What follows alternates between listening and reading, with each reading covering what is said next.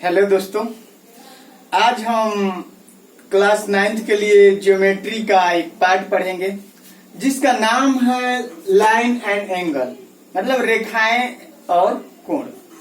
देखिए, सबसे पहले ज्योमेट्री का एक पार्ट है रेखा किसे कहते हैं, ठीक ना। तो रेखा का डेफिनेशन यही होगा, लाइन उसी को कहते हैं कि वैसी ज्यामितीय आकृति जिसमें सिर्फ लंबाई हो, चौड़ाई और मोटाई न हो। वैसी ज्यामितीय आकृति जिसमें सिर्फ क्या हो, लंबाई हो, चौड़ाई और मोटाई न हो, क्या कहलाता है आपका, लाइन कहलाता है, रेखा कहलाता है। और इसे कितना भी आगे या पीछे बढ़ाया जा सकता है। देखिए, लाइन को कितना भी आगे पीछे आप बढ़ा सकते हैं। ये जो इंडिकेट कर रहा है, जो एरो का इंडिकेट कर रहा है, ये कितना भी आगे जा सकता है और कितना भी पीछे जा सकता है। और इसके साथ क्या याद करेंगे, और इसे स्मॉल लेटर से क्या करते हैं, सूचित करते हैं। स्मॉल लेटर से क्या करते हैं, सूचित करते हैं। रेखाएं क्लियर हो गया कि वैसी ज्यामितीय आकृति जिसमें सिर्फ लंबाई हो और इसे कितना भी आगे या पीछे बढ़ाया जा सकता है और इसे स्मॉल लेटर से सूचित किया जा सकता है। इसके बाद आप देखिए, बिंदु किसे कहते हैं, ये बेसिक पॉइंट है। तो वैसी ज्यामितीय आकृति जिसमें न लंबाई हो, न चौड़ाई हो और न मोटाई हो, क्या कहलाता है आपका, बिंदु कहलाता है। और इसे कैपिटल लेटर से सूचित करते हैं। बिंदु को कैसे लेटर से सूचित करेंगे, कैपिटल, ABCD जो भी लेटर होगा वो आपका बड़ा वाला होगा, ठीक ना। अगर मान लीजिए कि इस तरह से बिंदु दे दिया जाए तो इसको ABCD इस तरह से कैपिटल लेटर से सूचित करते हैं, रेखा को स्मॉल लेटर से, ठीक। उसके बाद रेखाखंड किसे कहते हैं, ठीक ना। तो वह रेखा जिसमें दो एंडिंग पॉइंट हो, वह रेखा जिसमें क्या हो, दो एंडिंग पॉइंट हो। देखिए, पॉइंट कर रहे हैं तो ये आपका A पॉइंट हो गया, दूसरा आपका B पॉइंट हो गया। तो दो एंडिंग पॉइंट वाला जो रेखा होगा वही आपका क्या कहलाएगा, रेखा खंड कहलाएगा, लाइन सेगमेंट कहलाएगा। समझ गए आप लोग, मतलब वह रेखा जिसका दो एंडिंग पॉइंट हो वही आपका क्या होगा, रेखा खंड कहलाएगा। या जिस रेखा को हम माप सकते हैं वही आपका क्या कहलाएगा, रेखा खंड कहलाएगा, ठीक। उसके बाद किरण किसे कहते हैं, किरण को देखते हैं। तो एक रेखा का वह भाग जिसका एक अंतः बिंदु हो, किरण कहलाता है। एक रेखा का वह भाग जिसका कोई एक क्या हो, अंतः बिंदु हो। देखिए, ये आपका रेखा है, इसमें आपका किरण, देखिए यहां से अगर लेंगे तो ये भी आपका किरण हो जाएगा। इस तरह से आपका B बिंदु, ये आपका किरण हो गया, ठीक ना। BC आप किरण भी कह सकते हैं, अगर C बिंदु देंगे तो BC आपका किरण भी हो गया, ठीक ना। इस प्रकार से ये AB भी किरण हो गया। अगर हम बिंदु यहाँ से एंड पॉइंट लेंगे, ठीक ना, तो ये भी आपका क्या हो जाएगा, किरण हो जाएगा, ठीक ना। AB किरण हो गया, मतलब कोई एंड पॉइंट होना चाहिए। यहाँ देखिए A क्या है, एंड पॉइंट है, ठीक ना। इस तरह से BA भी आपका क्या हो जाएगा, किरण हो जाएगा। मतलब किरण वही कहलाएगा, वह रेखा जिसका कोई एक एंड पॉइंट हो, क्या कहलाएगा, किरण हो जाएगा। और जहां दो एंड पॉइंट हो या जिसको रेखा को माप सकते हैं वही आपका क्या कहलाएगा, लाइन सेगमेंट कहलाएगा, ठीक। आगे हम देखते हैं संरेख बिंदुएं किसे कहते हैं, ठीक ना। इसको ध्यान पूर्वक आप देखिए, एक बार दो बार देखिए, आपका क्लियर हो जाएगा।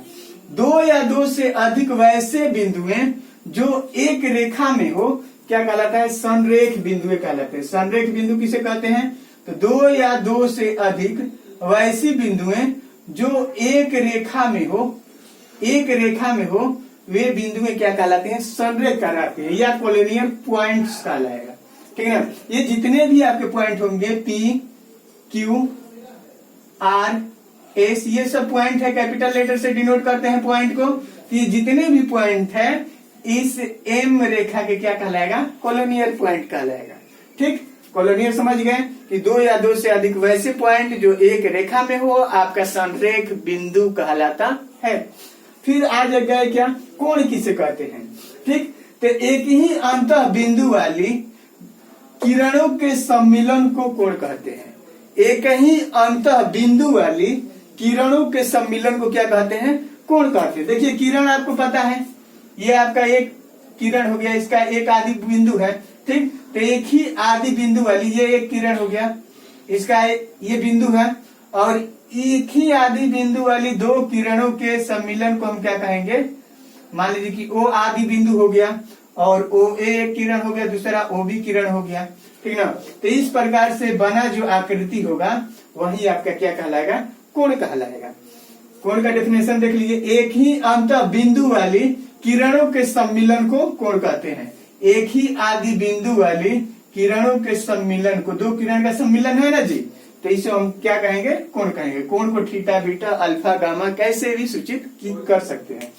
अब देखिए कोण में क्या होता है, तो जो आदि बिंदु है उसे हम शीर्ष कहते हैं। शीर्ष किसे कहते हैं, तो जो ये बिंदु है इसी को शीर्ष या वर्टेक्स कहते हैं, ठीक। और कोण की भुजाएं, ये जो शेष दो भुजाएं हैं ये क्या कहलाते हैं, कोण का आर्म कहलाता है, उसका क्या कहलाता है, भुजा कहलाता है, ठीक ना। तो वर्टेक्स समझ गए और उसका भुजा समझ गए, ठीक ना। अब देखिए कोण के अभ्यंतर या कोण के बहिर्भाग, अभ्यंतर किसे कहते हैं, तो वह बिंदु जो कोण के अंदर, मान लीजिए कि ये सारे बिंदु, जितने भी बिंदु होंगे, ठीक ना, A B C D E F G H I, ठीक ना। फिर बाहर भी कोई बिंदु ले लीजिए, पी क्यू आर, बिंदु को कैपिटल लेटर से डिनोट करते हैं, ठीक ना। तो ये जितने कोण के अंदर बिंदु आ रहे हैं ये क्या कहलाएंगे, कोण के अभ्यंतर बिंदु कहलाएंगे। और जो बिंदुएं कोण के बाहर हैं वो बिंदुएं आपके क्या कहलाएंगे, कोण के बहिर्भाग कहलाएंगे। मतलब जो बिंदुएं कोण के अंदर होंगे वो अभ्यंतर बिंदु कहलाएंगे, और जो बिंदुएं इस कोण के बाहर आ रहे हैं वही क्या कहलाएंगे, बहिर्भाग कहलाएंगे। अभ्यंतर को इंटीरियर पॉइंट बोलेंगे, जो पॉइंट कोण के अंदर हो इंटीरियर पॉइंट, या जो पॉइंट कोण के बाहर हो वो आपका क्या कहलाएगा, एक्सटीरियर पॉइंट कहलाएगा, ठीक ना। इस प्रकार से आप इतना पढ़ लिए, रेखा किसे कहते हैं, रेखाखंड किसे कहते हैं, किरण किसे कहते हैं, ठीक है, संरेख बिंदु किसे कहते हैं, कोण किसे कहते हैं, ठीक ना। अब हम आगे चलते हैं कि कोण के प्रकार क्या होते हैं, कितने प्रकार के कोण होते हैं, ठीक ना, कौन कौन से कोण होते हैं, ठीक। तो एक तो आपका कोण के प्रकार को देख लीजिए आप लोग। पहला हो गया आपका क्या, समकोण। समकोण किसे कहते हैं, तो जिस कोण की माप 90 डिग्री हो वो आपका क्या कहलाता है, राइट एंगल कहलाता है, समकोण कहलाता है। जिस कोण की माप 90 डिग्री हो वो क्या कहलाता है, समकोण कहलाता है, ठीक ना। जैसे में यहाँ पे देखिए इसको 90 डिग्री बोलेंगे, ठीक ना, ए ओ बी, ये आपका क्या कहलाएगा, समकोण कहलाएगा, ठीक ना। समकोण किसे कहते हैं, जिस कोण की माप 90 डिग्री हो समकोण कहलाता है। दूसरा हो गया क्या, न्यून कोण किसे कहते हैं, ठीक ना। तो जिस कोण की माप 0 और 90 के बीच में हो। 90 डिग्री का मतलब आप समझ रहे हैं, 90 डिग्री का मतलब धरातल पे हम जिस डिग्री पे खड़े हैं वही आपका क्या कहलाएगा, 90 डिग्री कहलाएगा। न्यून कोण किसे कहते हैं, न्यून कोण, ठीक ना। एक्यूट एंगल जिसको बोलते हैं, जिस कोण की माप 0 और 90 के बीच में हो, जिस कोण की माप 0 और 90 के बीच में हो वो आपका क्या कहलाता है, न्यून कोण कहलाता है, ठीक। ये न्यून कोण हो गया। दूसरा हो गया अधिक कोण। अधिक कोण किसे कहते हैं, ठीक ना, अधिक कोण, अधिक कोण इसको बोलते हैं क्या, OBTUS, ऑब्ट्यूज एंगल। अधिक कोण को बोलते हैं जिस कोण की माप 90 और 180 से कम हो उसे हम क्या कहते हैं, अधिक कोण कहते हैं। जिस कोण की माप 90 और 180 के बीच में हो, देखिए इसका मान 90 तो आपका यहीं तक हो गया, ठीक ना, और इसका मान क्या है 90 और 180 के बीच में है, ठीक ना। तो इसको हम क्या कहते हैं, अधिक कोण कहते हैं। देखिए समकोण सबको पता है, जिस कोण की माप 90 डिग्री हो समकोण कहलाता है। न्यून कोण किसे कहते हैं, तो जिस कोण की माप 0 और 90 के बीच में है वो न्यून कोण कहलाता है, ठीक है। जैसे 15, 20, 25, 30, 60, 70 ये सभी जो कोण होंगे ये आपके न्यून कोण होंगे। इतना डिग्री बोल रहे हैं, ठीक ना। और जिस कोण की माप 90 और 180 के बीच में हो वो आपका क्या कहलाएगा, अधिक कोण कहलाएगा, ठीक ना। रिजु कोण किसे कहते हैं, ठीक ना। रिजु कोण को देख लीजिए, रिजु कोण, ठीक ना। रिजु कोण किसे कहते हैं, इसको बोलते हैं STRAIGST, स्ट्रेट एंगल बोलेंगे। रिजु कोण किसे कहेंगे, तो इसका देख लीजिए, जिस कोण की माप 180 डिग्री हो वह आपका क्या कहलाएगा, रिजु कोण कहलाएगा। जिस कोण की माप 180 डिग्री हो वो आपका क्या कहलाएगा, रिजु कोण कहलाएगा। यहाँ पे देखिए ये AB रेखा है और ये कोण की जो माप है वो क्या है 180 डिग्री है, वही स्ट्रेट एंगल कहलाएगा। कौन सा एंगल कहलाएगा, स्ट्रेट एंगल। ठीक, अब हम आगे आते हैं क्या, पुनर्युक्त कोण। ठीक ना, पुनर्युक्त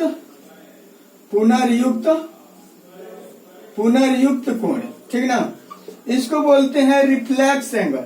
ठीक ना, तो जिस कोण की माप 180 से ज्यादा तथा 360 डिग्री से कम हो, जिस कोण की माप 180 से ज्यादा तथा 360 डिग्री से क्या हो, कम हो, वो आपका क्या कहलाएगा, पुनर्युक्त कोण कहलाएगा। जैसे मान लीजिए कि इसको हम बना करके दिखा दे रहे हैं, जिस कोण की माप 180 से ज्यादा तथा 360 से कम हो, वो आपका क्या कहलाएगा, पुनर्युक्त कोण। ये देखिए इस कोण की माप क्या है, 180 से ज्यादा है तथा 360 से छोटा है। अब देखिए कोण का माप कैसे करते हैं, तो कोण का पॉजिटिव मान, धनात्मक मान जो होता है एंटी क्लॉकवाइज होना चाहिए। मतलब क्लॉक इस तरह से चलता है और एंटी क्लॉकवाइज होता है, वहीं कोण का मान क्या होता है, धनात्मक होता है। मतलब इस तरह से होता है, कोण का माप क्या होना चाहिए, धनात्मक तब होगा जब क्या होगा, एंटी क्लॉकवाइज होगा, इस तरह से चलेगा। ठीक ना, अगर हम क्लॉकवाइज चलाएंगे तो कोण का मान क्या हो जाएगा, उस टाइम ऋणात्मक हो जाएगा। ठीक, समपूरक